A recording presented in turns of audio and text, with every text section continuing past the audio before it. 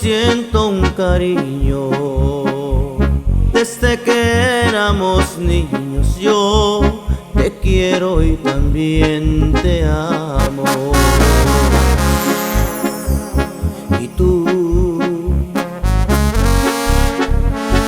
me quieres.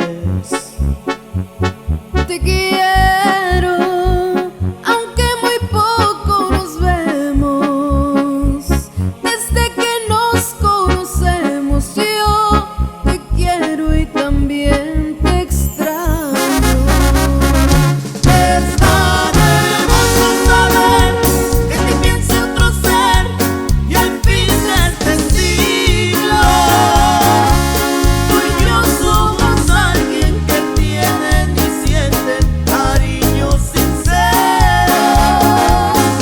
Por eso siempre tú y yo vivimos así, felices seremos. Tú cuentas conmigo, yo cuento contigo, en cualquier instante y en cualquier terreno. Y ella es Gaby Salgado. y la flama de México y puro corazón.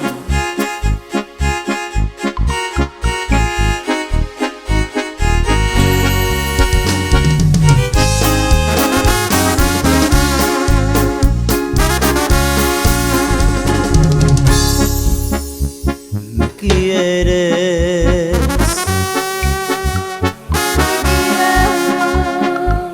Porque eres bueno conmigo. Pongo el amor de testigo que te quiero y también te amo. Y tú me quieres. Sí, te amo. Confirmo a diario lo mismo. Estoy a tu mismo ritmo. Soy tu amigo y también tu hermano. Este cariño nació el día que Dios cruzó los caminos y puso tus ojos, tus manos, tu canto y tu verso en mi sino. Valió la pena nacer por el hecho de ser tú y yo más que amigos.